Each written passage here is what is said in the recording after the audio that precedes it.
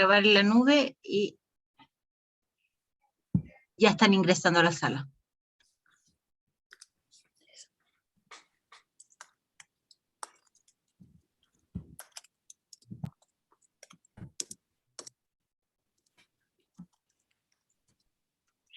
A ver esta luz.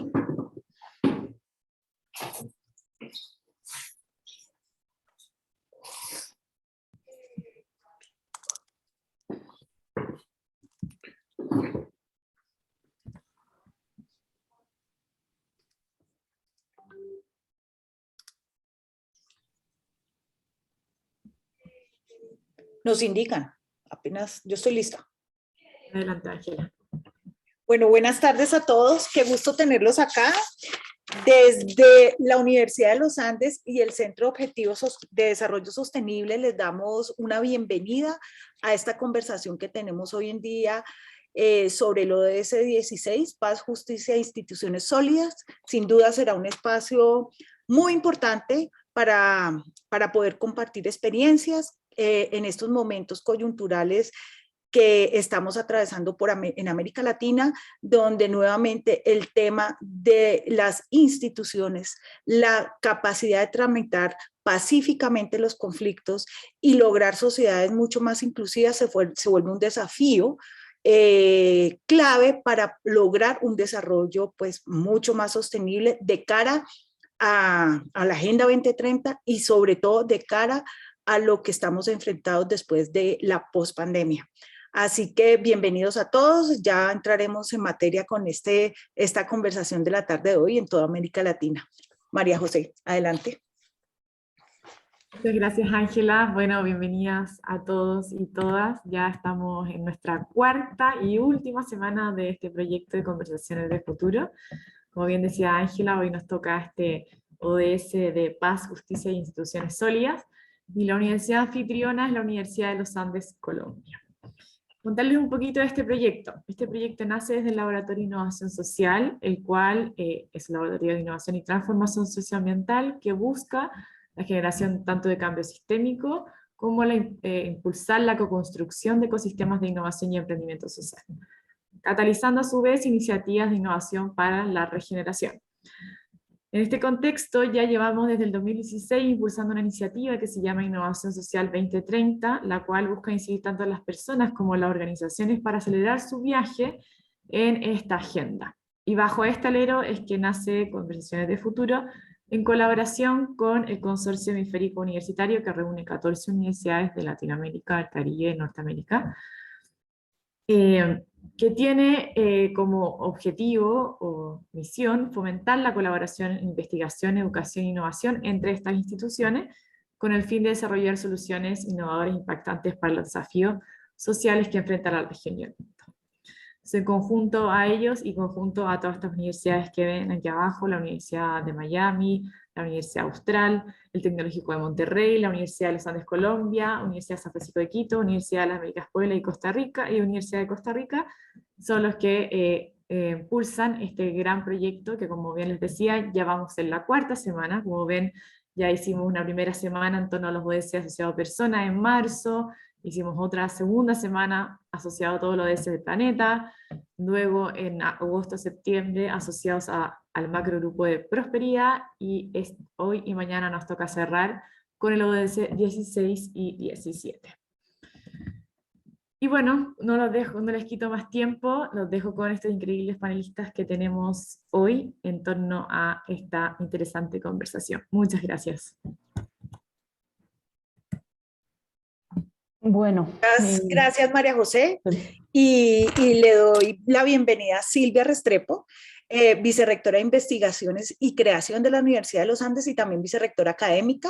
Para nosotros es un gusto que Silvia hoy nos esté acompañando y nos dé pues la bienvenida como universidad que estamos hospedando la conversación.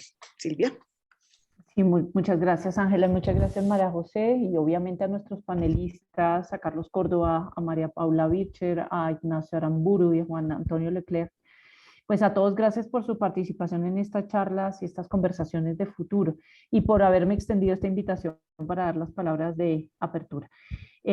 Como decían, doy la bienvenida a esta conversación sobre el ODS 16, Paz, Justicia e Instituciones Sólidas, que hace parte de estas conversaciones de futuro y que apoyamos a través del Centro de Objetivos de Desarrollo Sostenible que albergamos en la Vicerrectoría de Investigación y Creación, pero es liderado por el Laboratorio de Innovación Social de nuestra universidad hermana, como yo lo llamo, de nuestro amigo institucional, la Pontificia Universidad Católica de Chile, con quienes tenemos tantos proyectos. Bueno, para ponernos un poquito en contexto y de acuerdo con diversos organismos como la CEPAL, el objetivo de promover sociedades justas, pacíficas e inclusivas en la región ya presentaba retos mayúsculos antes de la pandemia, antes de la llegada del COVID-19. Los impactos de la llegada de este virus a nuestros países ha exacerbado situaciones ya de por sí problemáticas, entre las que voy a mencionar tres. Uno, el crecimiento de la informalidad, característica distintiva de la recuperación del empleo post-pandemia en todos nuestros países. El incremento de brechas en grupos de población vulnerable, con múltiples ejemplos, como el aumento de niveles de pobreza, pobreza extrema, o la salida al mercado laboral de muchas mujeres por cuenta del cuidado del hogar. Y tercero, las debilidades estructurales evidenciadas por parte de muchos estados en la región para afrontar las crisis que se nos han planteado, los retos, y sigue planteando este problema de salud en materia sanitaria, económica y social. Entonces, teniendo en cuenta esta coyuntura, más otras de problemas sociales en muchos de nuestros países, creemos relevante propiciar este tipo de conversaciones entre expertos con el propósito de que se pueda facilitar la transferencia de conocimiento y el intercambio de buenas prácticas, de experiencia, de investigación y aportar a la construcción de recomendaciones de política pública alrededor de la temática que hoy nos llama y nos convoca. Como les decía, esto con el objetivo de contribuir con soluciones concretas a desafíos globales a través de la implementación de proyectos colaborativos interdisciplinarios, intersectoriales e internacionales. Entonces, dentro del marco de esta iniciativa, la Universidad de los Andes ya fue anfitriona en el pasado de conversación sobre el objetivo 15, que además a mí como bióloga me llega al corazón porque es la vida de ecosistemas terrestres, en esa semana dedicada al planeta.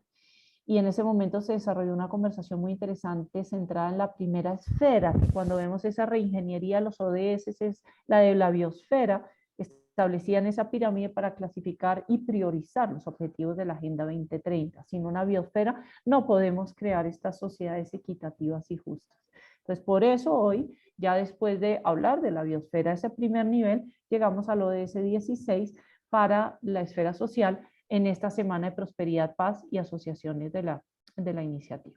Entonces, nuevamente reitero mis agradecimientos a los organizadores, a los panelistas, a las personas que están conectados y así doy inicio a esta conversación tan interesante. Muchas gracias nuevamente, María José.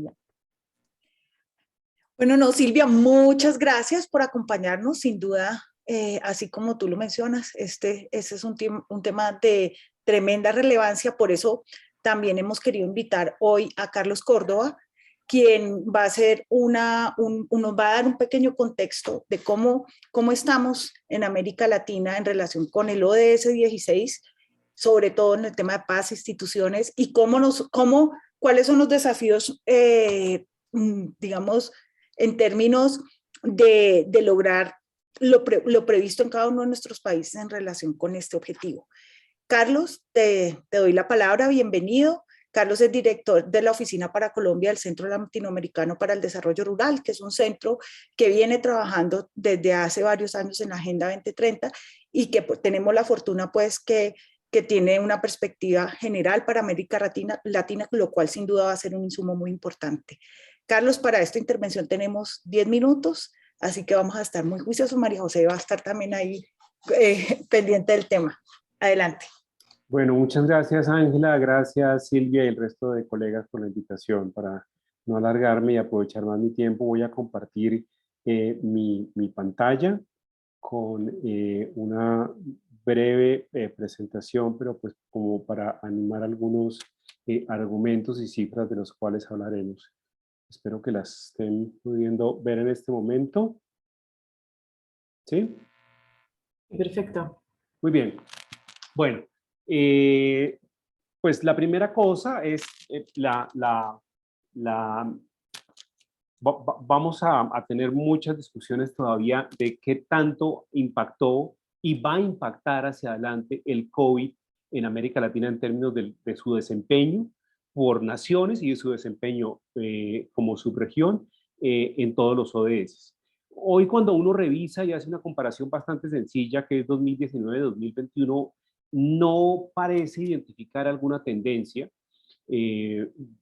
Cuando uno compara, por ejemplo, los 5 países de mejor desempeño en todo el ranking mundial y los 5 países de peor desempeño en todo el ranking mundial en América Latina, pues se encuentra cosas como que Chile sube 1 punto, Costa Rica baja 17, Uruguay tiende a mantenerse,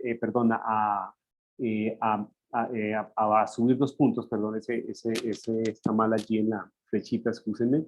Bueno, Cuba recupera algunos puntos también, Argentina cae, y pues seguimos teniendo básicamente los mismos comportamientos ya cuando lo ve uno en todos los países del mundo. Digamos. La primera cosa es que es difícil identificar una tendencia a todas las economías, a todas las sociedades en América Latina, pues ha golpeado el COVID, pero habrá que ir un poco más en detalle. Por ejemplo, los trabajos que hacemos en RIMIS sobre el tema de seguridad alimentaria y nutricional y agricultura familiar nos está llevando que en varios países y en subregiones de varios países se ha concentrado con mucha más fuerza la vulneración de ese ODS. Pero como no vamos a hablar del ODS de alimentación, sino del ODS 16, pues quiero presentar algunos elementos allí. Mirando el tema de respeto a la vida y el tema de las vulneraciones al derecho a la vida, el principal de ellos es el homicidio, pues nosotros estamos viendo que seguimos teniendo a países como Chile, Cuba, Argentina y Surinam con muy buenos desempeños, ¿no? Con una tasa de homicidios por 100.000 habitantes por debajo de 5.4, pero que tenemos fenómenos crecientes de homicidio en América Latina, donde los peores desempeños están en países como El Salvador, Jamaica, Honduras, Belice y Venezuela, que están en general todos por encima de 30 casos por 100.000 habitantes. El caso del el crecimiento en El Salvador es muy preocupante, 52 casos por 100.000 habitantes, y cómo se le está acercando y cómo está subiendo Jamaica,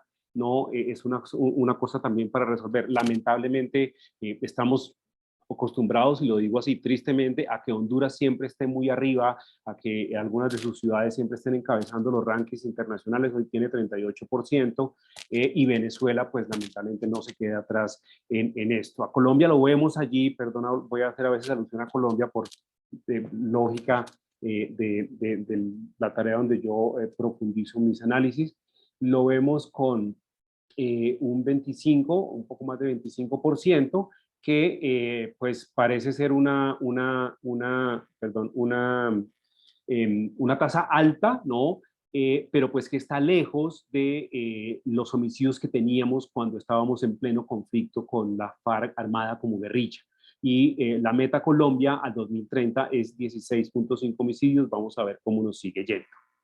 En temas como justicia, ¿no? De acuerdo a las cifras del proyecto de justicia global, los indicadores de acceso y accesibilidad a la justicia, tenemos que los mejores desempeños en América Latina los tienen Uruguay, Argentina, Barbados y Costa Rica, y que los problemas más complejos en términos de acceso a los ciudadanos y ciudadanas al derecho a la justicia los tiene hoy Venezuela, Honduras, México y Guatemala. Este es un tema, digamos, complejo, es uno de los temas más fuertes en términos de los retos de fortalecimiento institucional en América Latina. El siguiente punto que es importante mirar en este objetivo es el tema de corrupción. El índice de percepción de corrupción con el cual se mide un poco en el reporte de los ODS, nos muestra cómo países como Uruguay, Chile, Barbados y Costa Rica tienen unos muy buenos guarismos en términos de bajas percepciones de corrupción en sus administraciones y en sus países, pero que países como Venezuela, Haití, Nicaragua y Honduras tienen una gran relación de sus gobiernos, la política que se hace y la administración pública con prácticas de corrupción, así como de involucramiento del sector privado en coimas, compras de procesos licitatorios o cosas por el estilo. Finalmente, en términos de un poquito de datos, los temas de libertad de prensa, ¿no? El índice de libertad de prensa nos muestra cómo países como Jamaica, Costa Rica, Uruguay y Surinam tienen buenos guarismos, pero que volvemos a encontrar países como Cuba, Honduras, Venezuela y México con complicaciones en términos de libertad de prensa. Colombia no está en estos 5 peores por un pelito, está de sexto, ¿no? Allí también hay complicaciones que se han evidenciado en los últimos años sobre las libertades de expresión, de comunicación, la libertad de prensa, que como todos sabemos, todos y todas sabemos, es un elemento para garantizar la democracia y el fortalecimiento institucional, así como la transparencia. Bien, algunos elementos de análisis. Pues no parece, lamentablemente, que avancemos en democracia como lo reta este objetivo de desarrollo sostenible. Algunos elementos que podríamos mencionar acá es que la creciente concentración de poder en el Ejecutivo en países como Venezuela, como El Salvador o Nicaragua, continúan minando los escenarios democráticos en la región. Asimismo, los llamados estallidos sociales que se han dado en los últimos meses y años en América Latina, en países como Chile, Colombia y Nicaragua, y estas tensiones de los gobiernos con poblaciones específicas como los pueblos indígenas en Chile, Colombia, Guatemala, muestran pues la potencia de los movimientos sociales, pero que este es un tema sin resolver todavía en el subcontinente. Esto se ha evidenciado en situaciones como concentración del poder, ya lo decía un poco con los ejemplos iniciales, que se terminan, pues, digamos, no solamente actuando no en concordancia con los ciudadanos, sino muchas veces en contra de la misma ciudadanía. El COVID-19 en América Latina, al parecer, al igual que en otros países del mundo, pues ha terminado también tomándose para socavar algunas libertades individuales de los ciudadanos para un manejo no tan transparente de las bases de datos y de la información personal de muchos y muchas ciudadanos y ciudadanas. Y adicionalmente, también no ha habido tanta transparencia en temas como los balances, los porcentajes de vacunados, los porcentajes de muertes, etcétera, y ni hablar de cosas como los contratos con las farmacéuticas, que en varios de nuestros países tienen unos vetos donde la ciudadanía no puede hacer control ni seguimiento a qué recursos se están ejecutando en esta clase de acciones. Adicionalmente, seguimos con estas prácticas de presencia militar en la vida pública, en algunos casos con la disculpa de los movimientos sociales, en otros casos para controlar situaciones por el COVID, pero pues es lamentablemente en varios países se presentó durante el último año la presencia de militares, por ejemplo, en los carcos urbanos, en los barrios populares de la ciudad, haciendo acciones que le corresponden más a la seguridad ciudadana y a la policía que a las fuerzas militares. La respuesta a la protesta social en la mayoría de las veces ha sido con represión y en muchos casos con uso excesivo de la fuerza. Cursan en este momento en la Corte Interamericana muchas denuncias de varios países de América Latina por esa clase de situaciones, y pues también hemos tenido lamentablemente muchos casos de restricciones a la información y a la prensa y al acceso de la información de lo que está pasando con las situaciones sociales y también con los temas de manejo del COVID en América Latina. La democracia en América Latina ha retrocedido por 5 años consecutivos, según el índice de democracia global de la unidad de inteligencia de Economics, ¿no? Seguimos hacia atrás, estos 5 años consecutivos bajando en ese ranking.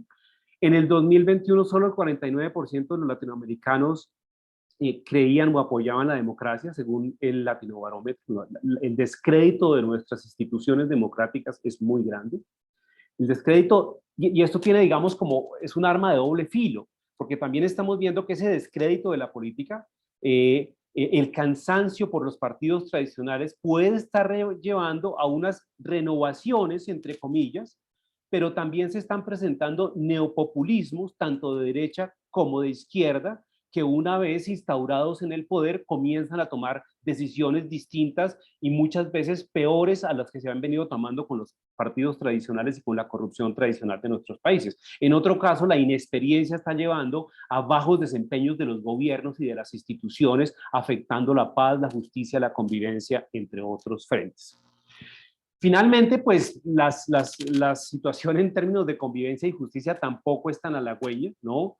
En situaciones como la de Colombia, que si bien con la firma de la paz se ha impactado de manera positiva indicadores como la reducción de los homicidios, pues también tenemos que la diáspora de la violencia por la falta de control del territorio por parte de la fuerza pública y por falta también de implementación en algún porcentaje de los acuerdos, pues se ha disparado en fenómenos de violencia mucho más desagregada y focalizada en distintos puntos del territorio. Fenómenos de violencia urbana parecen haberse exacerbado en la pospandemia en muchas ciudades de América Latina.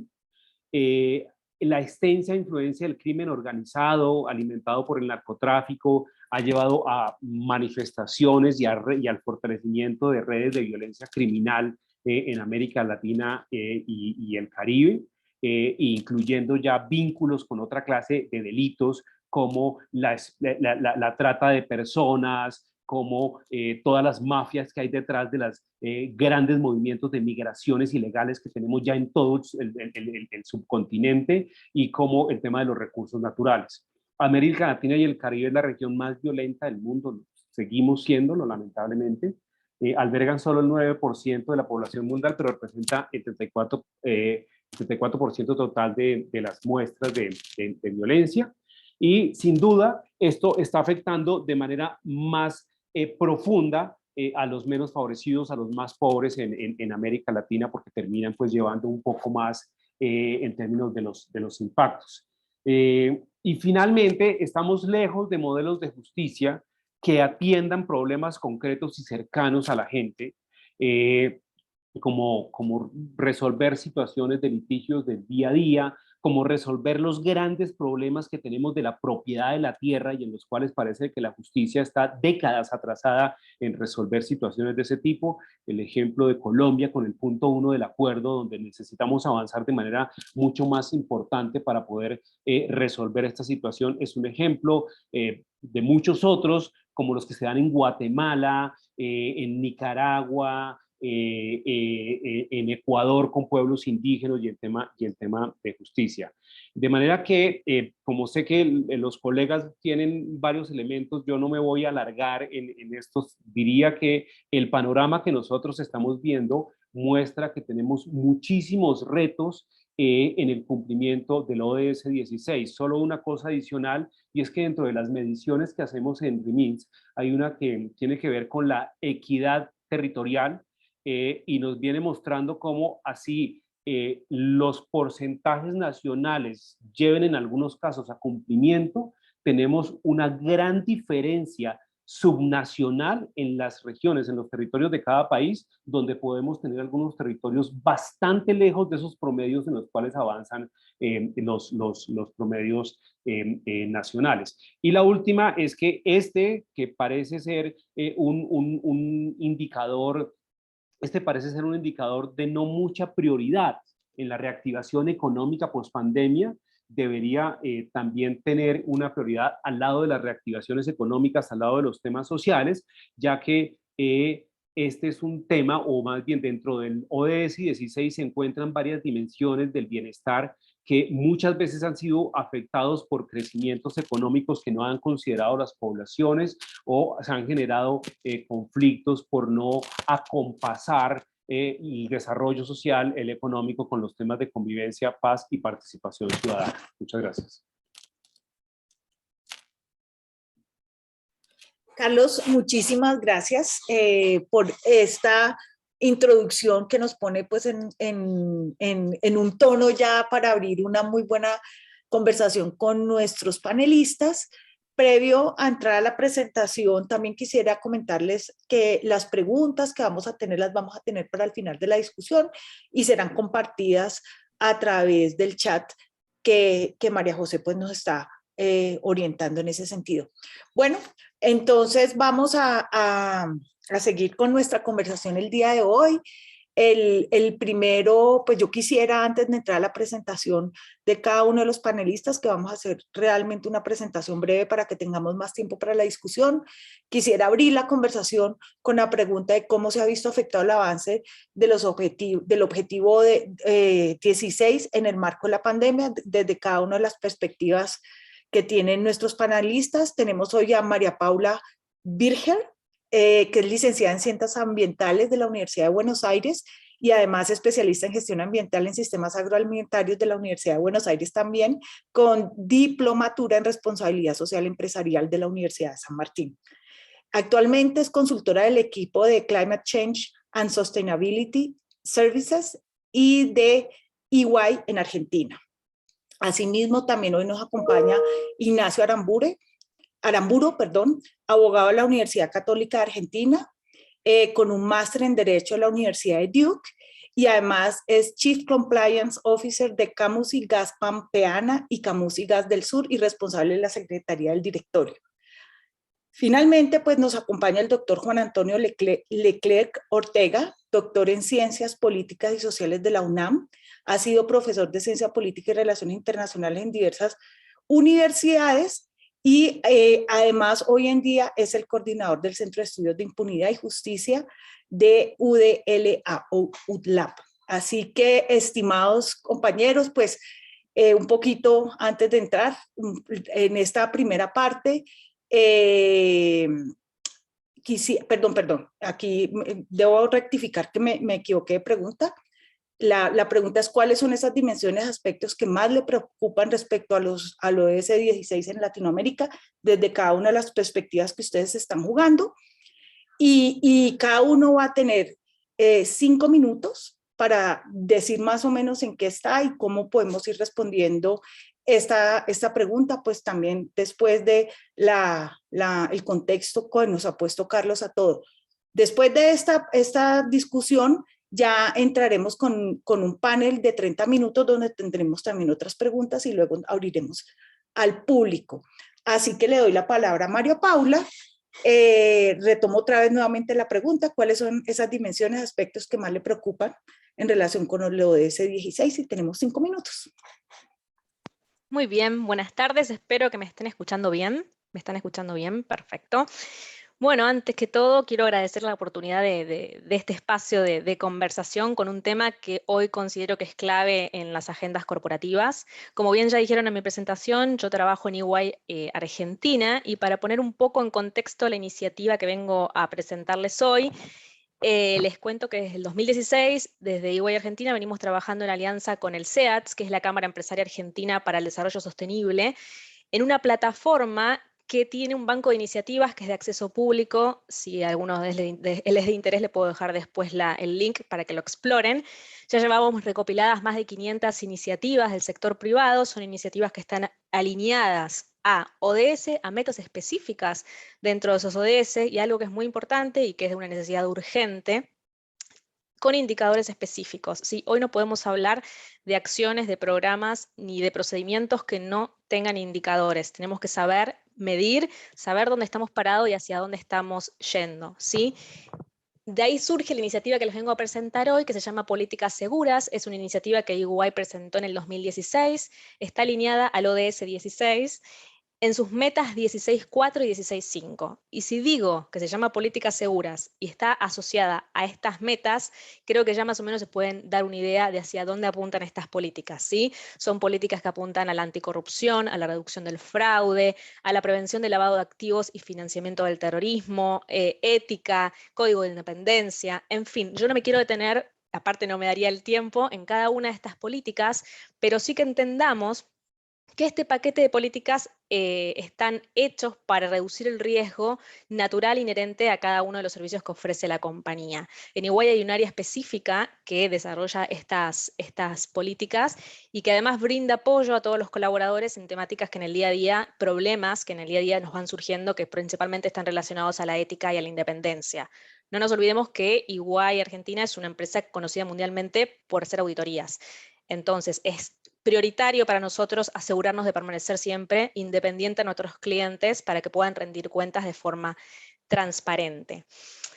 Bien, no tengo mucho tiempo, así que para responder a la pregunta más importante de hoy, que cuáles son las dimensiones o aspectos que más nos preocupan con respecto al ODS vinculado a esta iniciativa, por tener poco tiempo voy a hacer mucho hincapié en un concepto que quiero que nos quede dando vueltas en la cabeza y aprovecho para ponerlo en la mesa de discusión con mis colegas. Bueno, ya algo Carlos estuvo hablando, pero algo que considero prioritario es hablar hoy del modelo de gobernanza.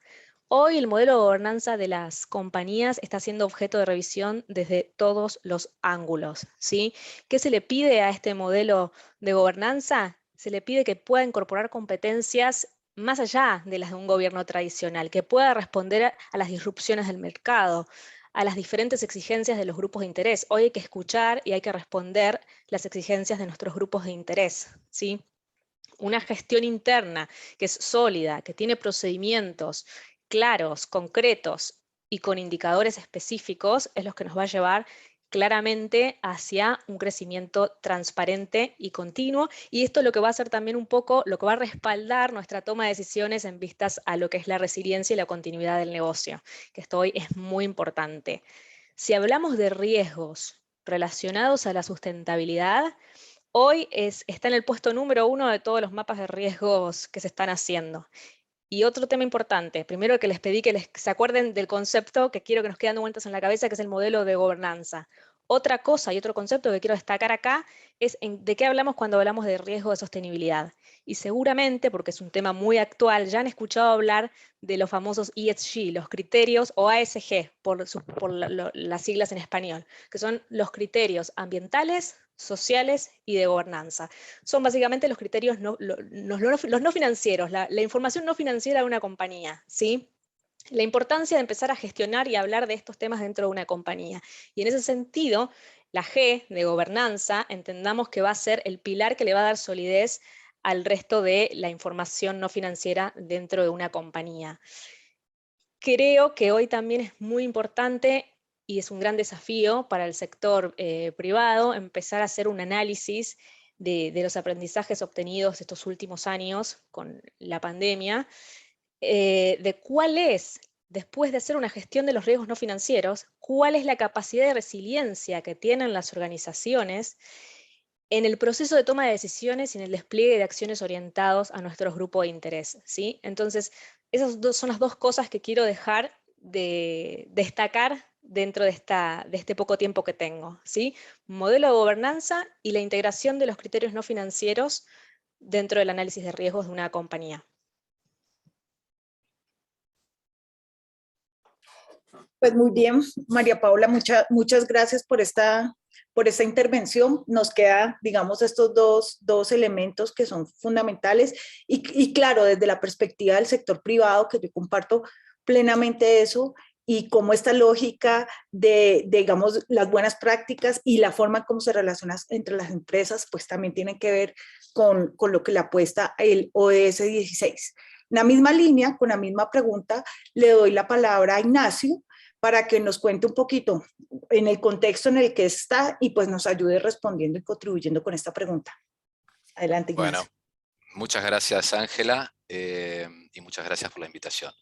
Como bien dijiste, yo soy Chief Compliance Officer de Camusi, que es la mayor distribuidora de gas natural en la Argentina en términos de volumen, y quien implementó el programa de integridad actualmente vigente en la compañía. Y en ese sentido, en lo que se refiere al ODS 16, me parece muy importante remarcar la importancia de compliance. Y en lo que respecta a compliance, podemos decir que es una disciplina relativamente nueva en América Latina, Porque en un principio las organizaciones se conformaban con solo tener un código de ética o políticas específicas, pero lo cierto es que cuando salieron a la luz grandes escándalos de corrupción en empresas que contaban con los mejores códigos y políticas, se advirtió acerca de la necesidad de implementar programas de compliance integrales que estuvieran preparados para prevenir actos irregulares capaces de dañar la reputación de las compañías. Y es a partir de entonces que se empieza a trabajar en el cambio cultural tan necesario que las organizaciones requieren para adoptar y aplicar programas de compliance de manera efectiva. Y en este sentido, para que el programa de compliance sea exitoso, es fundamental conocer y comprender la conducta de las personas que trabajan en o para la organización, de manera de entender por qué actúan de una determinada manera, cuáles son los incentivos correctos para que las personas actúen de manera honesta, para generar el cambio cultural tan necesario en una organización. De hecho, hay una disciplina que se encarga de analizar estas cuestiones que se conoce con el nombre de Behavioral Compliance, que resulta un factor clave a la hora de diseñar e implementar programas de compliance. Y en cuanto a la manera de persuadir a las personas sobre la importancia de defender y representar determinados valores, no hay mucho secreto al respecto. La verdad es que, como siempre, se tiene que predicar con el ejemplo, algo que los americanos denominan walk the talk, es decir, tener presente la importancia que cumple la conducta del líder para fomentar buenas prácticas, así como la conciencia de que no se tolera el logro de resultados a cualquier costo, de modo que es fundamental el compromiso de la alta dirección. Y en este sentido, en Camusi nosotros implementamos una iniciativa denominada Compliance en Primera Persona, que a través de la cual, mediante contenido audiovisual, líderes de la organización abordaron distintas cuestiones sobre nuestro programa de integridad, compartiendo alguna experiencia personal o hablando acerca de qué es compliance para ellos o de algún elemento en particular de nuestro programa de integridad. También llevamos adelante capacitaciones mensuales durante todo el año, obviamente vinculadas con compliance, cuyos participantes y contenidos fueron definidos en función del riesgo de cada una de las áreas de la compañía, de la que participaron todos los líderes de la organización, quienes en cada una de sus participaciones brindaron testimonio acerca de la importancia de compliance. Pero la verdad es que no me quiero interiorizar en referencia a nuestro programa de compliance en particular, pero sí, lo que sí me parece importante rescatar es que hoy más que nunca la transparencia es un activo reputacional fundamental, porque las personas, y en especial las nuevas generaciones, quieren trabajar en organizaciones que sean íntegras y transparentes. Y solo de esa manera se puede alcanzar el sentido de la pertenencia tan necesario para que un programa de integridad sea eficaz. Y compliance tiene un gran futuro por delante para contribuir a alcanzar ese objetivo. De hecho, según un relevamiento que hizo Transparencia Internacional, la mayoría de los ciudadanos latinoamericanos considera que sus gobiernos no hacen lo suficiente para abordar la corrupción. Y en este sentido queda en evidencia la urgencia de implementar el principio del tone from the top por parte de los líderes de la región, que deben actuar con el ejemplo para generar confianza en sus ciudadanos en el largo plazo y al mismo tiempo para brindar las herramientas necesarias para el control ciudadano. Y en lo que se refiere a cuáles son los aspectos que más me preocupan respecto del ODS 16, la verdad que es la falta de instituciones sólidas. Lo que yo veo en la región es que existe una falta de credibilidad, de confianza, de transparencia en nuestras instituciones. Y esto también me parece que está relacionado con la apatía y con la falta de compromiso e indiferencia por parte de la sociedad en general frente al avasallamiento de las instituciones, todo lo cual limita el desarrollo y el crecimiento de nuestros países. La falta de premios y castigos en donde da lo mismo que uno cumpla con la ley o que estar al margen de la ley. Y esto en gran medida responde principalmente a la debilidad de la justicia. Un país sin justicia no tiene destino, porque aún teniendo las leyes más perfectas, y de alguna manera es lo que dije al principio, aún teniendo las leyes, pero a un nivel más macro, aún teniendo las leyes más perfectas y o mejor inspiradas, si no hay justicia eficaz que la aplique y que la sostenga, son letra muerta. Y justamente la mejor manera de poder saber cómo vive una sociedad es atendiendo a la calidad de sus jueces.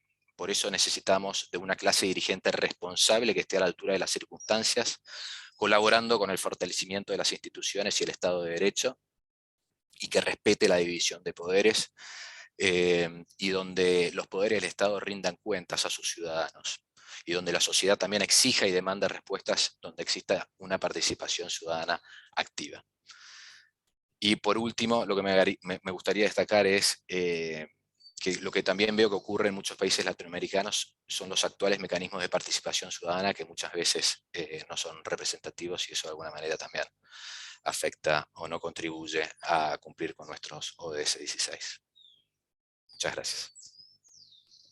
Bueno, Ignacio, muchas gracias. Digamos que que ya vamos juntando dos elementos fundamentales, un tema gobernanza, un tema pues como cumplimiento o capacidad de cumplir o de compromiso frente a lo que se propone y sin duda, digamos, estas buenas prácticas que estamos viendo tanto del sector privado, como nos comenta María Paula y como nos comenta Ignacio, son elementos fundamentales que deben tener en general todas las instituciones. Y ahí es donde nos vamos conectando con el tema de instituciones sólidas. Así que le doy la palabra al doctor Juan Antonio en la misma línea, es decir, ayudarnos a responder cuáles son esas dimensiones claves y también un poco que nos cuente, bueno, en qué está y cómo, dónde está, le permite aportar a esta importante discusión. Adelante, Juan Antonio. Muchísimas gracias, muy buenas tardes. Antes que nada, agradecer a las instituciones organizadoras y, por supuesto, a la Universidad de los Andes, en esta ocasión nuestra universidad anfitriona. Yo trabajo para la Universidad de las Américas Puebla, en México, y coordino el Centro de Estudios sobre Impunidad y Justicia. Y nosotros analizamos el Estado de Derecho, los problemas de acceso a la justicia, el cumplimiento y respeto a los derechos humanos desde la perspectiva de la impunidad, como un fenómeno que nos dice los problemas de desempeño y de calidad justamente que tienen las instituciones para garantizar el disfrute de esos derechos a todos los ciudadanos. Nosotros presentamos un reporte que se llama el Índice Global de Impunidad, en el cual hemos logrado comparar hasta 69 países para identificar a partir de 3 ejes centrales, que son justicia, seguridad y derechos humanos, con énfasis en estructura, que sería justamente ese tema de las instituciones, de lo que tanto se ha hablado, de la gobernanza, y funcionamiento, cómo se traduce eso en un funcionamiento efectivo y en el cumplimiento de acceso a la justicia, protección a los derechos humanos y condiciones de seguridad para los ciudadanos. Hemos presentado 3 reportes globales en 2015, 2017 y 2020. Hemos publicado 2 reportes sobre México, comparando también a nivel subnacional, y uno sobre Colombia en 2019. Y recientemente hicimos un estudio extendiendo este enfoque para medir impunidad ambiental en el caso mexicano, y próximamente lo vamos a hacer para América Latina, para ver qué capacidades se tienen para garantizar protección al medio ambiente y evitar crímenes y delitos relacionados con el uso, acceso y disfrute de los derechos ambientales. La pregunta que se ha planteado me parece fundamental. Primero, porque habría que plantear que la inclusión del objetivo 16 es importante en sí porque supone el reconocimiento por parte de los gobiernos a que el Estado de Derecho y las instituciones son fundamentales para poder hablar de un enfoque mucho más robusto de desarrollo que como se tenía, por ejemplo, en las metas de milenio anteriormente. Desde ese punto de vista, por supuesto, se gana incluyendo la perspectiva del derecho y del Estado de Derecho. ¿Cuál sería el problema que veo que a mí me preocupa? Bueno, pues para que esto funcione, depende que los estados asuman las diferentes metas y los 24 indicadores del objetivo 16 como parte de su propio modelo de desarrollo y que además reporten puntualmente la información estadística oficial al respecto de cómo han avanzado y que traten de cubrir la mayor parte de indicadores posibles. A diferencia de mis colegas que ven más organizaciones, empresa, yo comparo países y mi preocupación en este objetivo es que es un objetivo que se puede prestar a muchísima simulación, subreporte o simplemente que no genere interés en reportar, porque estamos hablando de problemas de acceso a la justicia, violencia, inseguridad, corrupción y que en muchas ocasiones, además de representar problemas y fallas institucionales, pues involucran a agentes del Estado o reflejan la falta de voluntad de las instituciones y las autoridades. Y por lo tanto, es un objetivo que requiere ser monitoreado con especial cuidado porque es donde vamos a encontrar tal vez la mayor falta de voluntad para generar información. Yo lo que hice para esta sesión fue revisar un poco qué es lo que están reportando ya los países a las bases de datos oficiales de Naciones Unidas, a las bases regionales o en las propias páginas nacionales donde dan seguimiento a estos indicadores. Y creo que ya tenemos alguna serie de advertencias que nos dicen que no va a ser fácil encontrar esta información o que los estados se comprometan a dar información sobre cómo se está avanzando y cómo se refleja esta calidad institucional. Por ejemplo, El indicador más reportado es el número de víctimas de homicidios dolosos por cada 100.000 habitantes. Hasta 26 de 36 países que analicé lo reportan. Hay otros que tienen 16 países que los reportan, otros 15, pero hay casos donde, por ejemplo, proporción de la población que se ha visto implicada en controversias en los últimos 2 años, nadie lo reporta. Proporción de la población que se considera que la obtención de decisiones es inclusive participativa, 3 países lo reportan. Proporción de existencia de instituciones nacionales independientes en materia de derechos humanos, 4 países lo reportan. Proporción de población que se siente satisfecha con su experiencia en servicios públicos, 4 países lo reportan. Ya desde ahí vemos los problemas.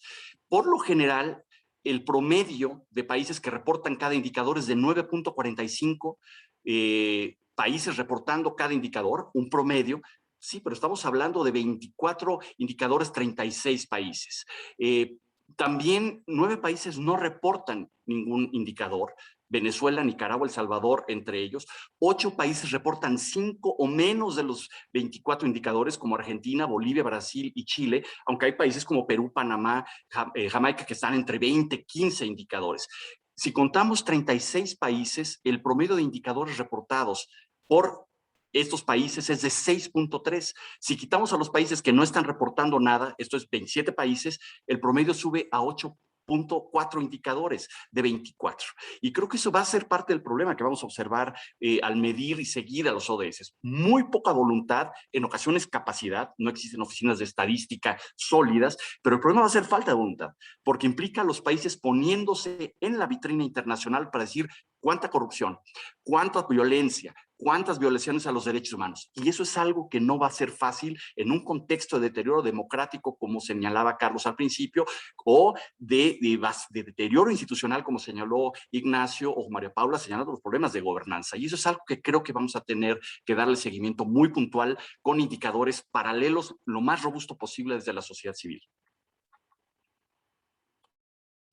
Bueno, no, pues Juan Antonio, muchas gracias por esta, como este panorama súper general y que ya también nos pone con los lentes del tema de las instituciones.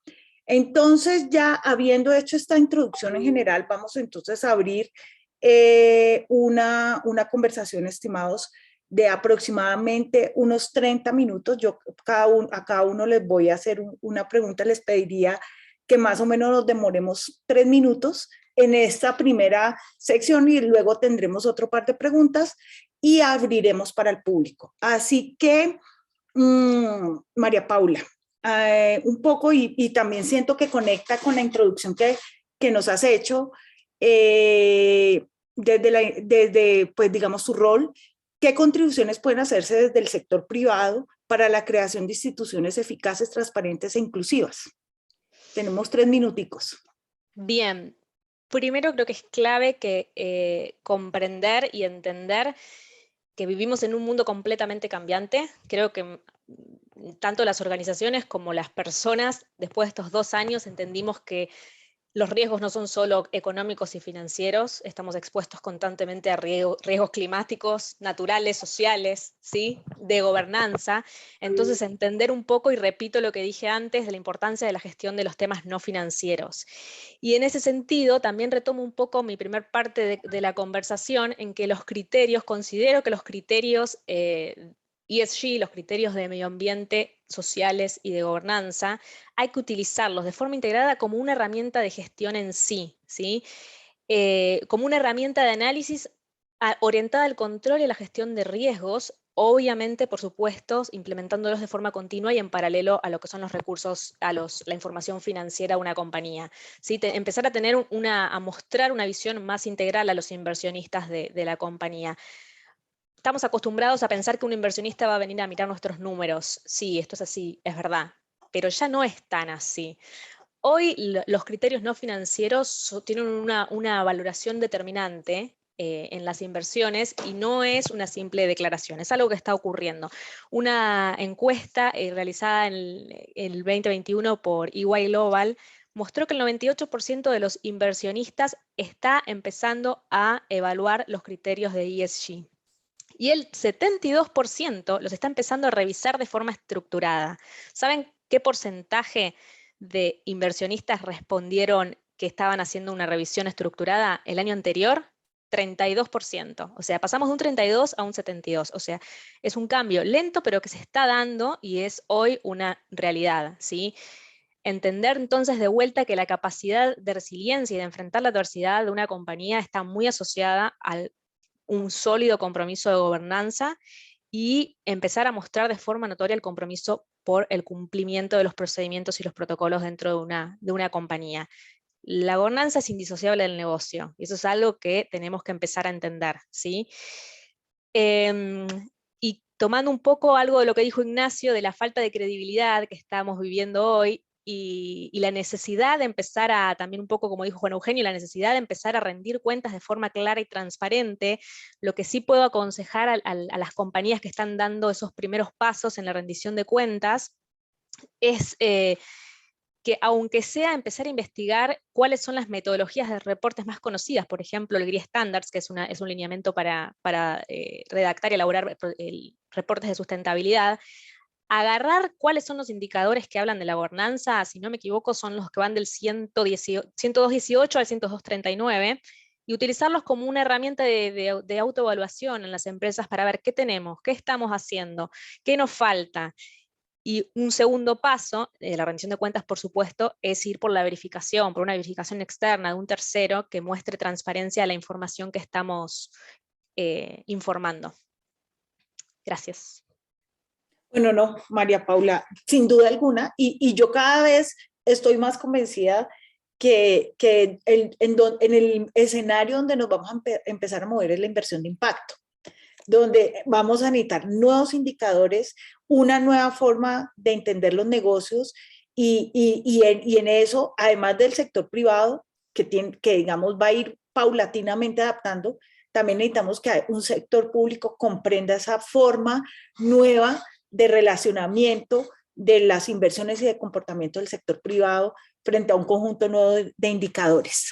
Así que totalmente de acuerdo, y sin duda esto pues involucra el tema del ODS 16, porque eso también tiene que ver con los temas que decía Ignacio de transparencia, cumplimiento y sobre todo, pues también un tema de confianza. Así que Ignacio, un poco pues en esta misma conversación sería pues muy interesante saber a partir de tu experiencia qué tipo de instituciones se requiere para asegurar el acceso a la justicia y a la prevención del delito.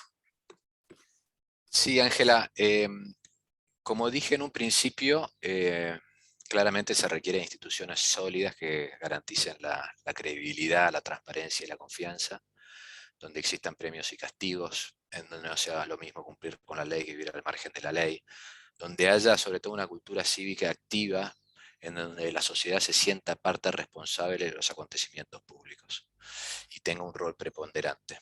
Y en ese sentido me parece que, como dijo anteriormente, se vincula con el sentido de pertenencia y sentirse parte de la sociedad a la que uno pertenece, en donde exista la condena social y donde los funcionarios públicos, y como dijimos, tengan que rendir cuentas, que es fundamental. Y para que todo esto ocurra, me parece que hay que hacer mucho hincapié en el ODS 4, que hace referencia o que está vinculado con el tema de la educación, sobre todo respecto de los más postergados, los más vulnerables, que son los que más sufren, ¿no? Y en este sentido me parece que otro de los elementos fundamentales es, o que juega un rol preponderante, es la prensa, es decir, que uno tiene que llevar adelante la protección de una prensa libre, tiene que promocionar normas éticas a través de la educación formal, que como dije está vinculado con el ODS 4, empoderar a la sociedad civil, que también está vinculado con el ODS 4, y brindar acceso a la información pública, lo que resulta clave para el tema de la transparencia, para la democracia y una buena gobernanza. Los países me parece que deben avanzar en la adopción y implementación de leyes y disposiciones que favorezcan el acceso a la información pública y a la accesibilidad de la información, particularmente a las personas, como dije, que están en situación de vulnerabilidad. Creo que en ese sentido se ha hecho mucho, pero hay mucho por delante. Y por último, a mi juicio, el sector privado hace una importante contribución a los esfuerzos para la consolidación de la paz, de la inclusión y el avance del Estado de Derecho y la eliminación de la corrupción. sobre todo porque le resulta necesario para poder progresar, creando un entorno propicio para el desarrollo sostenible donde las empresas puedan prosperar, como dije. Bien, Ignacio, sin duda, y o sea, aquí también un tema de volver toda la transparencia, las prácticas alejadas de la corrupción como un valor, digamos, de una sociedad, y pues sin duda esto pasa por el tema de la educación y pues el tema de las comunicaciones, donde esto se vuelva algo cotidiano para todos y no sea la excepción. Ahí también, digamos, un tema interesante es en el tema de justicia, es que el acceso no sea una cosa, lo mismo, ¿no? Como para un grupo muy específico, sino que es algo que está también normalizado dentro de nuestras sociedades en América Latina. Así que ya pasando para la siguiente pregunta, doctor Juan Antonio, ¿cómo considera usted que la coyuntura actual generada por la pandemia por COVID-19 ha afectado, para bien o para mal, los esfuerzos de las instituciones públicas en la región para mitigar fenómenos como impunidad y corrupción? ¿De qué manera se pueden fortalecer y mantener a lo largo del tiempo dichos esfuerzos?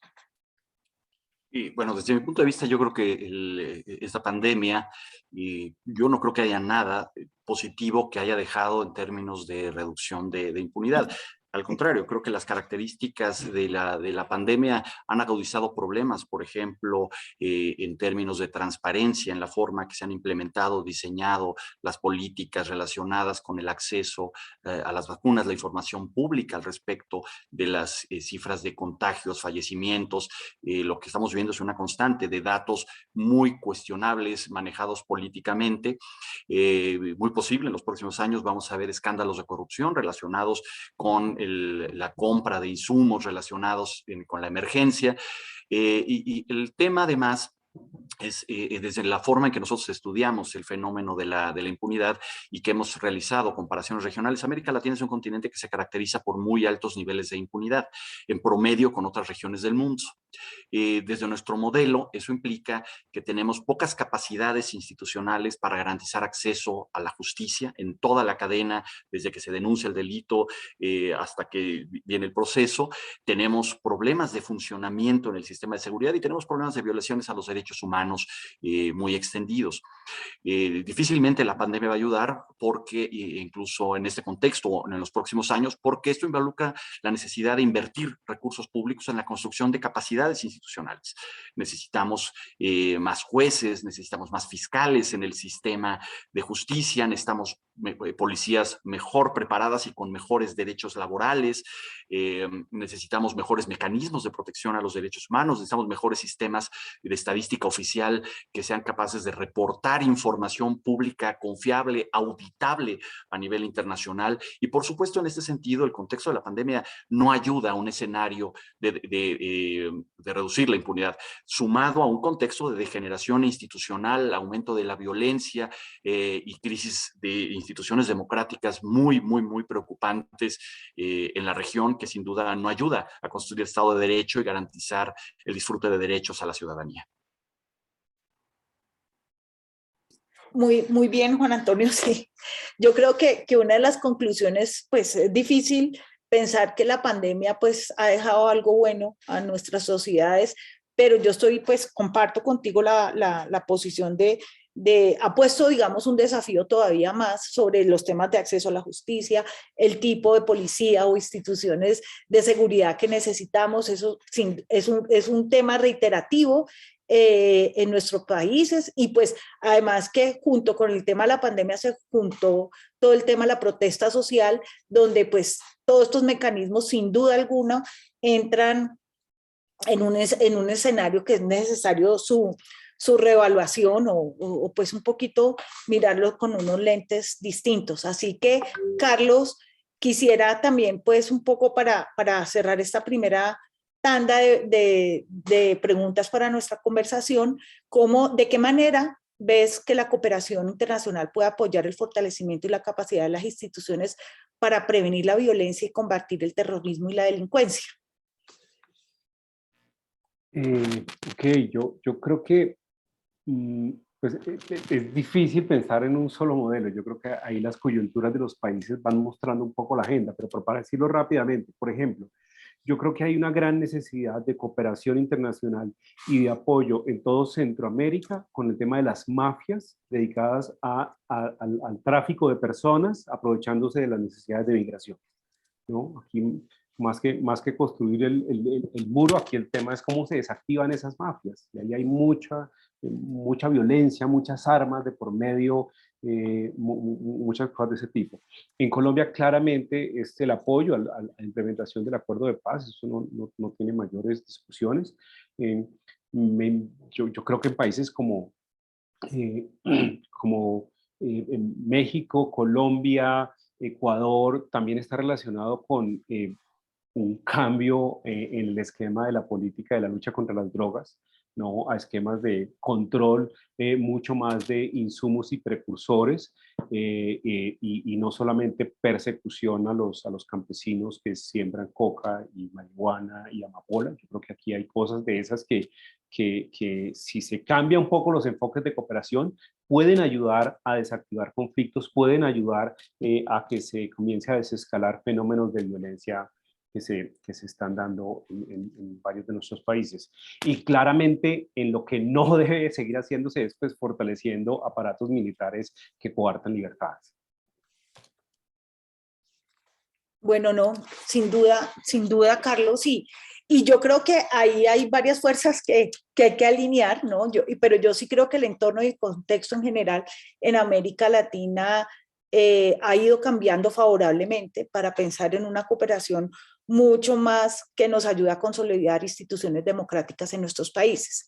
Y bueno, como les dije, hay dos momentos de esta conversación. Vamos a tratar de ahorita plantear un conjunto de preguntas un poquito más generales en esta discusión, y voy a empezar, pues, digamos, dándole un poco la vuelta. Empiezo ahorita por Carlos, y un poco yéndonos a algunos de los desafíos coyunturales identificados por la CEPAL para la región. Tienen que ver con la criminalización de la protesta, las amenazas a la libertad de expresión y participación, y las libertades fundamentales que pueden socavar el acceso a la justicia y el desarrollo de instituciones que garanticen la paz. Un poco, en 2 minuticos, muy rápidamente, ¿de qué manera se podría trabajar en este reto? ¿Yo? Sí, voy a empezar entonces, Carlos, Juan Antonio, Ignacio, y termino con Paula. Bien, yo creo que hay un gran reto mejor dicho, la primera cosa, tener democracias implica unos costos muy grandes en términos de presiones, en términos de vindicaciones de derechos en las calles, en términos de nunca, de acostumbrarse desde el gobierno a que la ciudadanía nunca va a estar conforme, ¿no? Y al que no le guste eso es mejor que no se meta a gobernar, ¿no? Porque no hay una forma de gobierno perfecta, nunca lo ha sido, quiero decir, 2500 años atrás tampoco lo era, por más romántico que se nos venda, ¿no? En el cual hay una armonía, ¿no?, de ríos de leche y miel entre la ciudadanía y los gobiernos. Aquí hay una cosa que es tensionante. Entonces, de alguna manera, el buen tino de un gobierno democrático está en cómo entender esos conflictos, cómo ver y ayudar a que evolucionen y cómo ir resolviendo aquellos elementos que están en su alcance. Creo que la mayoría de nuestros gobiernos han sido, digamos, perdón por el término, bastante torpes a la hora de leer esas coyunturas, ¿no? Y han querido, pues, atacar resolviendo las consecuencias antes que entender un poco las causas. Creo que los fenómenos de las necesidades de diálogos, pensar conceptos como la paz territorial, como la paz social, como la paz urbana, entender las culturas distintas de los jóvenes, pero también de las culturas ancestrales, es un reto muy grande, es un reto casi que más que político, ciertamente antropológico y social de nuestros gobiernos para poder avanzar en esos frentes y saber que no va a haber nunca un momento en que se logró resolver todo lo social, todo lo comunitario, todo lo participativo, sino que esos son los costos, pero esas son las maravillas y los beneficios de tener democracia. Además de aprender a tramitar pacíficamente nuestras diferencias, ¿no? Que eso es uno de los temas que son fundamentales en estas nuevas instituciones y que se enmarcan dentro del ODS 16. Doctor Juan Antonio, y aquí pues digamos estamos como ya un poco más abiertos a un conjunto de preguntas. Nos gustaría también ver desde su perspectiva, en un contexto de recuperación, ¿usted qué retos democráticos ve que se requieren para implementar un Estado social de derecho? Una pregunta compleja, pero pues importante en este contexto. Yo creo que uno de los retos más importantes desde esa perspectiva tiene que ver sin duda con garantizar un acceso mucho más efectivo, expedito a la justicia. El caso mexicano, por poner algunos datos, por ejemplo, el caso mexicano se caracteriza por niveles de lo que aquí se denomina la cifra negra, que son el porcentaje de delitos que no se denuncian por los ciudadanos o no son investigados, y que estamos alrededor de 92-93% de cifra negra. Esto es, al sistema de justicia entra alrededor de 7%, pero al mismo tiempo cuando vemos la cantidad de víctimas del delito, y hay una medición nacional anual que no solo ve la percepción de la incidencia delictiva, sino que se mide el número de víctimas, pues estamos fluctuando alrededor de 28 a 30 millones de víctimas del delito anualmente, solo considerando mayores de edad, que es lo que mide esa estadística. El reto fundamental desde mi punto de vista es cómo garantizar mayores capacidades, por un lado, para la procuración de justicia, para el proceso donde empieza la denuncia y se construye la primera etapa de investigación, capacidades para el proceso de impartición de justicia y, por supuesto, someterla a controles de rendición de cuenta más estrictos. Pero al mismo tiempo, si en nuestros países no hay estrategias de seguridad efectivas con policías capaces de proteger a los ciudadanos, no va a haber sistema de justicia que aguante por más que le pongas recursos, porque los números de incidencia delictiva, de violencia, dejando de lado violaciones a derechos humanos que juegan, involucran otro tipo de problemáticas. Simplemente los delitos, si no hay estrategias de seguridad pública más efectivas, con policías coordinadas bajo enfoques ciudadanos, bajo rendición de cuentas y enfocadas y formadas para proteger a los ciudadanos, no hay forma de que podamos garantizar acceso a la justicia porque el sistema va a estar siempre saturado. Y el reto de nuestra región es no hay capacidades institucionales suficientes para garantizar ninguna de las fases del proceso de la justicia. Bien, bien, sin duda. O sea, todo este tema de la sensación de impunidad es algo que complejiza mucho avanzar en un Estado social de derecho, sin duda, y pues digamos de la experiencia que nosotros tenemos aquí en Colombia es tal vez uno de los desafíos más importantes en términos de instituciones más sólidas, como nos lo plantea Ignacio. Así que Ignacio, ya digamos en esta fase 2 de preguntas, nos gustaría saber si conoces algunas experiencias de programas organizacionales de integridad en otros países donde se pueda recabar lecciones aprendidas para su implementación en Latinoamérica y el Caribe. Pues un poco ya con lo que nos habías comentado sobre todo el tema de cumplimiento y gobernanza, pero pues ver un poco más de esas experiencias. Claro que sí. A ver, todas aquellas empresas que atravesaron algún escándalo de corrupción y que lograron subsistir a pesar del costo reputacional que sufrieron y que seguramente siguen padeciendo, en gran medida se debió a que tomaron acciones rápidas y decisivas durante y después de la crisis, y después implementaron rápidos cambios en lo que se refiere al liderazgo, al gobierno, y en lo que se refiere a procesos y controles dentro de la organización. Y lo cierto es que hoy día aquellas empresas son las que tienen los programas de integridad más robustos y eficaces en el mercado.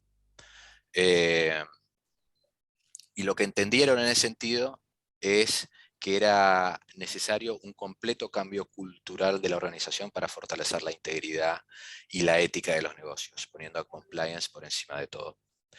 Y en ese sentido, me parece, en lo que se refiere a la cultura de compliance, lo que estas empresas implementaron es, o quisieron hacer énfasis es, por un lado, un compromiso visible, inequívoco y continuo de la alta dirección y de la gerencia transmitiendo claridad y consistencia y la importancia de la ética e integridad a la hora de hacer negocios, fomentando de alguna manera un entorno donde todos los empleados pudieran tomar la decisión de parar un trabajo o un determinado negocio frente a algún tipo de conflicto de interés o alguna cuestión de norma ética, me parece que generando de esta manera el compromiso de sus colaboradores, donde se sienten parte de la organización y, como dije en un principio, despertando ese sentido de pertenencia que tan sano es en una organización donde de alguna manera todos se sienten compliance officers, por decirlo de alguna manera. También me parece que esas empresas lo que nos pueden dejar como lección es que enfatizaron acerca de la importancia de que solo interesan aquellos negocios que se obtienen de manera legal y transparente. De manera que uno tiene que estar dispuesto a perder clientes, proveedores y socios que no se ajustan a los estándares éticos de la organización. Y eventualmente, obviamente, abandonar el negocio o los territorios donde el riesgo de corrupción es tan alto que resulta incompatible con los principios y valores de la compañía. Y por otro lado, me parece que estas empresas también aplicaron una política de tolerancia cero ante violaciones a la ética e integridad y a las principales políticas de compliance, sin importar la jerarquía de las personas que estuvieran involucradas, ¿no? Así es, y digamos que si digamos todo este tema de la transparencia, del cumplimiento, de la rendición de cuentas, es una estrategia desde la alta gerencia, pues toda la organización va en esa línea. Y digamos, es una muy buena práctica. Y eso nos pone en un escenario de relacionamiento entre el sector público, la sociedad civil y el sector privado, como en un diálogo de otro nivel. Creo que eso, perdón Ángela, creo que eso justamente es fundamental. Sí. Es, como dije en un principio, de brindar el ejemplo. Si uno no tiene a sus líderes que brindan el ejemplo o que hacen una cuestión distinta de lo que dicen las normas y principios de la compañía, estamos perdidos, sea a nivel corporativo, sea a nivel de los países, ¿no? Por eso es tan fundamental brindar el ejemplo. Bueno, Paula, y ya para nuestra pregunta ya de cierre de este panel es, bueno, digamos, tú has estado hablando mucho del rol del sector privado. Sería muy interesante ver qué contribuciones se puede hacer para trabajar en conjunto con el sector público para la reducción de la corrupción y el soborno. Pues porque buena parte de esto es este relacionamiento que a veces es oscuro entre ambos sectores, y que cómo podemos contribuir de la parte del sector privado, pero sin duda también es un análisis que tenemos que plantearlo desde el lado del sector público a reducir esto, que le hace tanto daño a las instituciones y digamos al entorno que se requiere para unos buenos negocios. Bien, un poco creo que fuimos respondiendo todos a esta pregunta. Lo último, y retomando lo que creo que es fundamental, y es el ABC de cualquier programa de anticorrupción, es bien, como dijo Ignacio, y como ya han mencionado otros de mis compañeros, es que tiene que ser un programa que no solamente sea efectivo, sino que tiene que haber un compromiso explícito de la alta dirección de la empresa con este programa. Si no, va a fracasar. Hay que empezar siempre dando el ejemplo. Eso lo quiero resaltar porque me parece que es una de los pilares y de las cosas más importantes, ¿no? Primero, por ahí hay que empezar. Segundo, siempre hablando más bien desde el sector privado, creo que hay que fomentar más las capacitaciones internas a los colaboradores internos de la empresa. Esto de que uno entra a una empresa y le hacen firmar las políticas que tiene que cumplir y ya, no. Uno tiene que entender de qué va esa política, por qué estoy firmando esto, por qué es importante cumplir esto. Estos últimos años hay procedimientos, por ejemplo, muy específicos de EY que antes de firmar conformidad, no solo uno tiene que hacer una capacitación sobre el tema, sino tiene que rendir un examen. Un examen que por supuesto que si te va mal, podés revisar de nuevo el contenido y volver a darlo y volver a darlo. ¿Y cuál es el mensaje? Yo firmo la conformidad con esta política, con este procedimiento, una vez que lo entendí. Entonces, como lo entendí, lo puedo hacer cumplir y puedo hacer que se cumpla, ¿no? Y generar de a poco también el sentido de pertenencia, como también mencionaron. Esas son cosas fundamentales. Y después, insisto, con algo que yo creo que hoy es fundamental y no podemos dejarlo a un lado, es empezar a trabajar con el enfoque de riesgo, con las evaluaciones de riesgo, ¿sí? Para prevenir, para combatir la corrupción y el soborno, primero tenemos que conocer cuáles son los riesgos naturales de nuestra empresa, qué son los riesgos a los que estamos expuestos. El enfoque de riesgo tiene que ser un principio desde ya subyacente a cualquier programa de anticorrupción y de soborno. Tiene que ser el puntapié y dejar de pensar en los riesgos como algo negativo, ¿sí? No le tengamos miedo a la palabra de riesgo. El riesgo va a ser negativo si lo ignoramos. Si ignoramos el riesgo vamos a tener consecuencias imprevistas que están fuera de nuestro alcance porque no pudimos verlo y atacarlo a tiempo. Esas son las cosas más importantes que me parecía resaltar también, que varias de las cosas ya se dijeron, pero bueno, las quise traer de vuelta porque para el cierre, porque me parece que son fundamentales. Bueno, no, pues muy bien.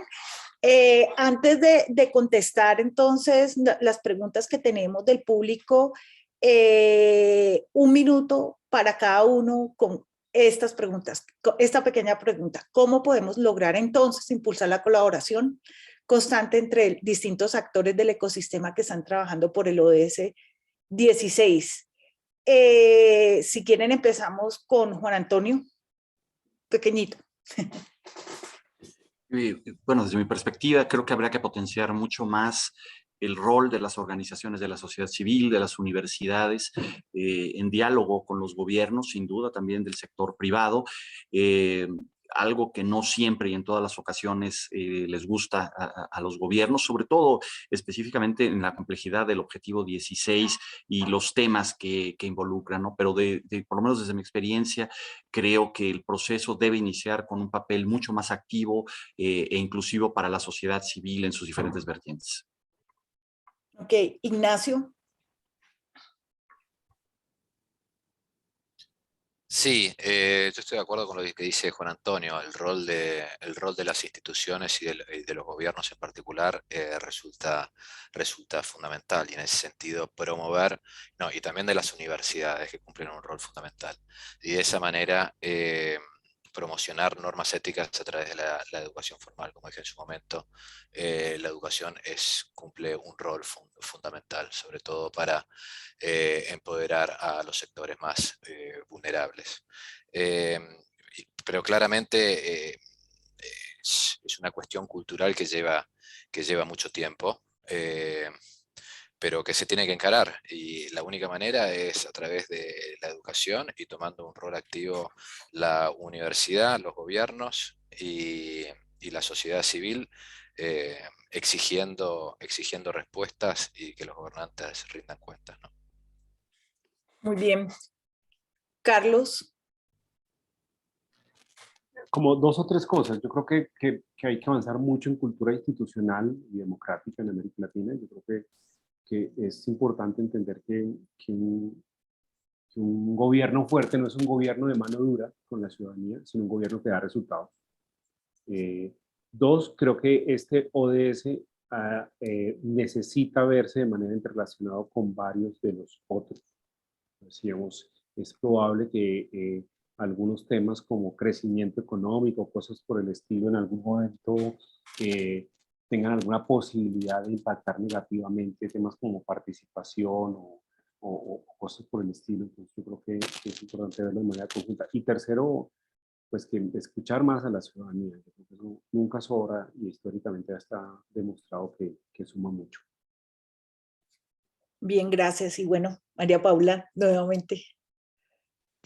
Yo creo que en esta pregunta es muy importante resaltar el trabajo, empezar a trabajar con alianzas, ¿sí?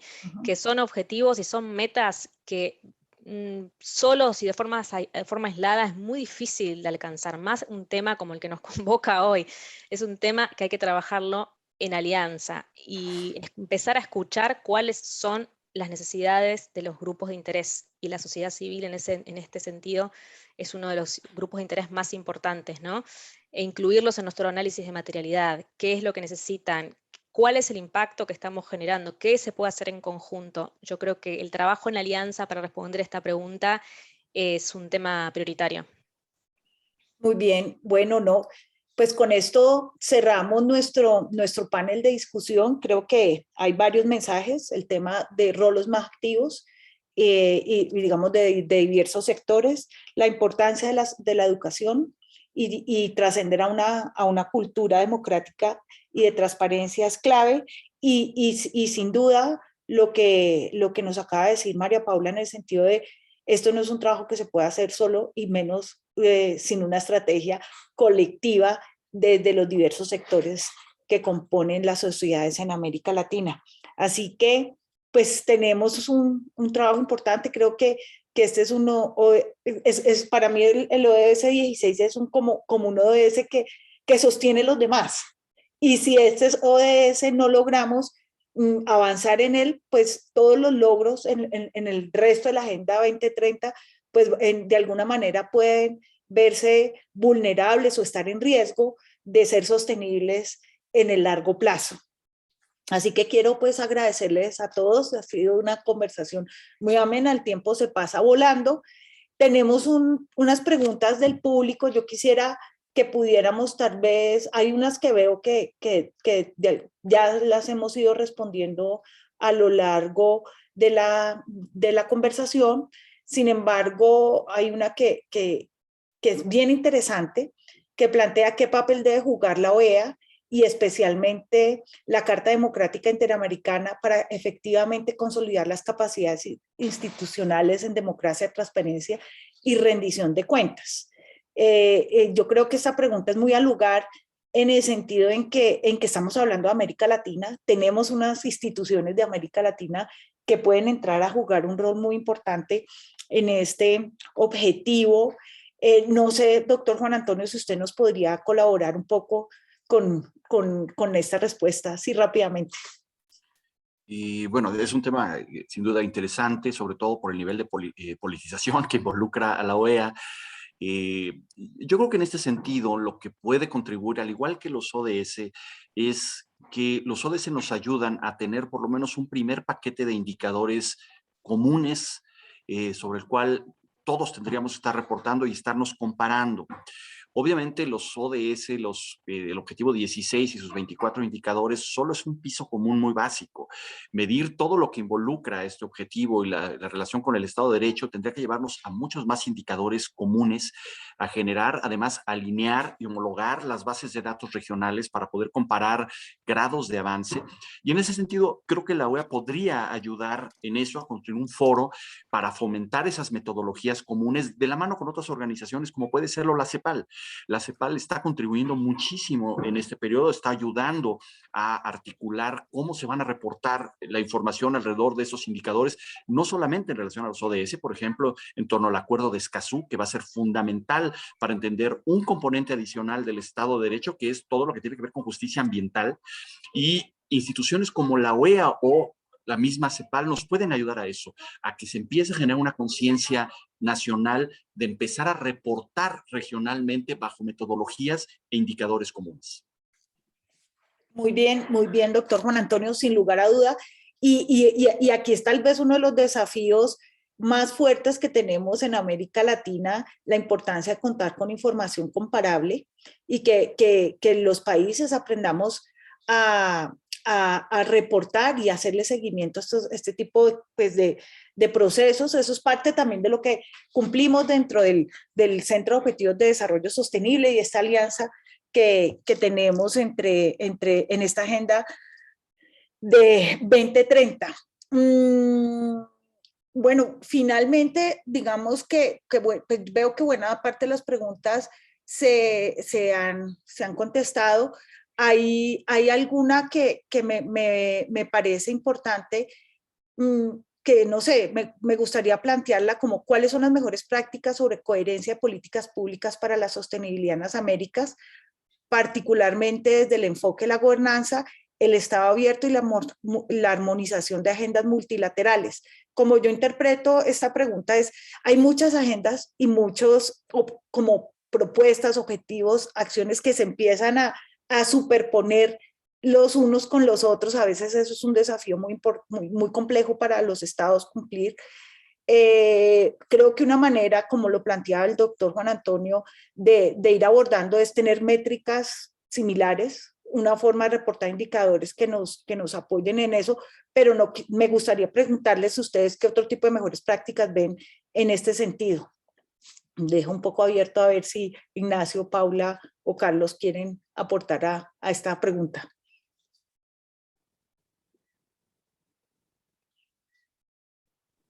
No, yo solamente diría una cosa muy sencilla en términos de la experiencia con lo público también.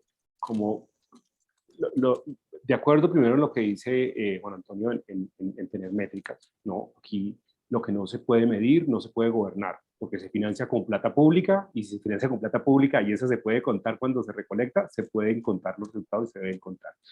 Lo otro es concentrarnos más en las realizaciones que en las formulaciones. Somos muy buenos, en Colombia somos extraordinariamente buenos, en América Latina muy buenos para hacer formulaciones de políticas y planes que nunca se ejecutan, ¿no? Si nos concentramos en pocas cosas, ¿no?, medibles, y en lograr resultados, creo que la ciudadanía nos va a agradecer y con toda seguridad vamos a ir avanzando. Y la última cosa, la iba a hacer un poquito en el tema de cooperación y lo olvidé.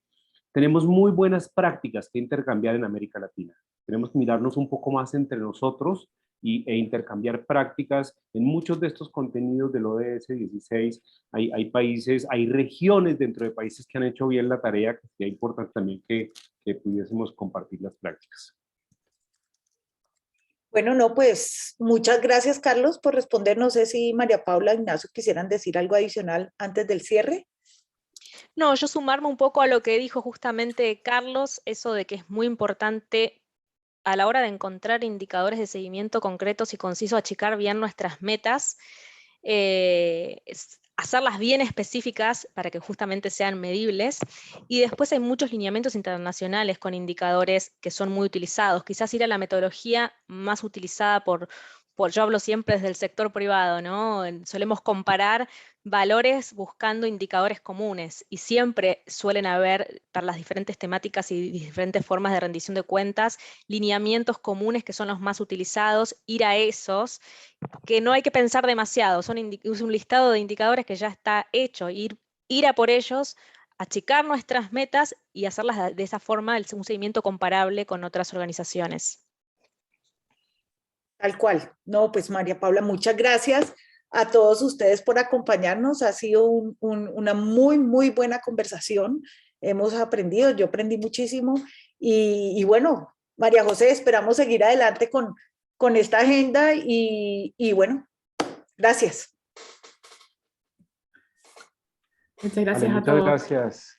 Muchas gracias. Hasta luego. Gracias. Hasta luego. Hasta luego. Hasta luego.